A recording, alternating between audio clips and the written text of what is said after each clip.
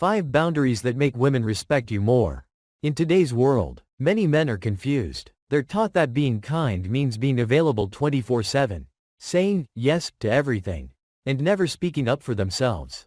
They think that's what earns respect, but the truth is, it often does the opposite. Women, like anyone else, respect what is rare, what is valuable, and what stands strong. They respect a man who lives by principles and boundaries. A man who can say, "This is where I stand, and I won't move." Today, we'll dive deep into 5 boundaries that define Stoic masculinity. 5 boundaries that will not only make women respect you more, but will also help you respect yourself more deeply. Let's begin. Boundary 1. Don't tolerate disrespect. Every Stoic man understands. Respect starts with what you allow. The moment you let someone speak down to you, mock your beliefs, or cross a line without consequence, you send a clear message. I accept this treatment. Imagine this. You're at a social event. A woman, maybe even one you're interested in, makes a joke at your expense. Maybe she mocks your work, your dreams, or your appearance. A lesser man might laugh along, hoping to win favor, or stay silent, secretly feeling humiliated. But a Stoic man does something different. He looks her in the eye, steady and calm, and says, "That's not something I joke about." And then he lets the silence do the work. No anger, no argument, just quiet strength. The power of this moment is immense. You teach people how to treat you. The first time someone crosses the line, and you let it go, it will happen again. But when you calmly stand your ground, you send an unshakable message. I value myself. You will too. This isn't about being aggressive. It's about self-respect. And nothing earns respect more than a man who respects himself. Boundary 2. Guard your time. Your time is your life. Think about that for a second.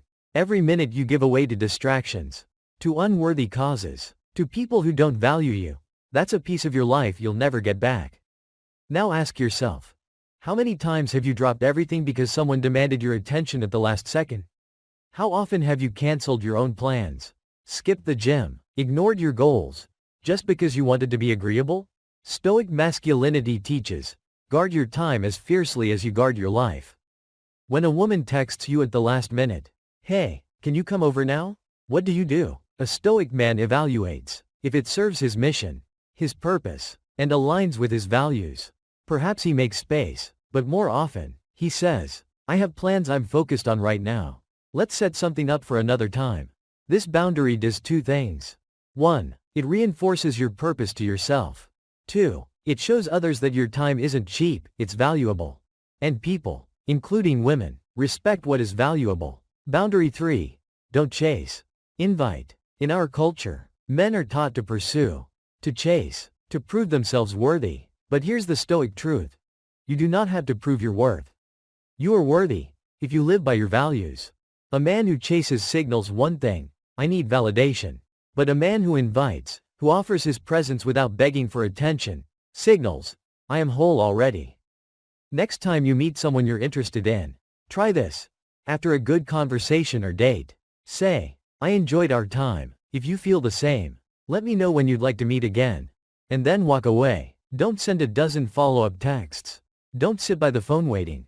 Return to your path, your training, your work. Women respect a man who doesn't need them to complete him.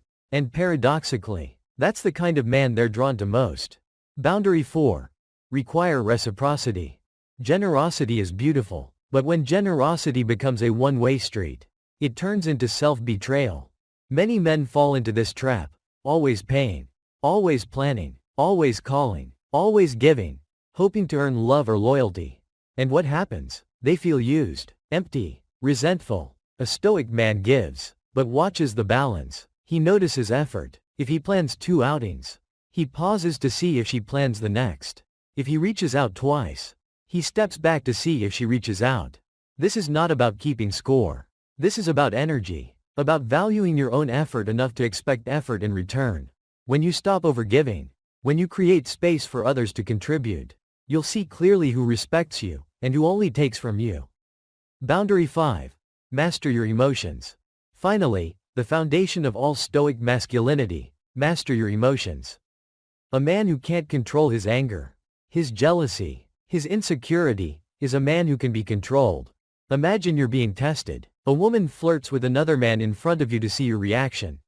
Or she says something provocative to trigger you. A weak man takes the bait. He gets angry. He argues. He tries to double you in the situation. But the Stoic man smiles. Calm, unmoved. He knows who he is. He knows his value. And no outside force can shake that. Remember, the most powerful man in any room is the one who owns himself. The one who stays calm when others lose their heads. So what have we learned? A man who tolerates disrespect teaches others that he deserves it. A man who guards his time commands value. A man who invites, not chases, shows quiet confidence. A man who requires reciprocity protects his spirit. And above all, a man who masters his emotions controls his destiny. Live by these boundaries, you won't just earn women's respect. You'll earn something far greater, your own. This is Stoic masculinity, and this is how true men rise. If this message spoke to you, subscribe, like, and share it with the men you care about. Drop a comment below. Which boundary will you work on first? I read every one, and remember, your journey as a Stoic man starts with a single decision, to honor yourself. Let's walk that path together.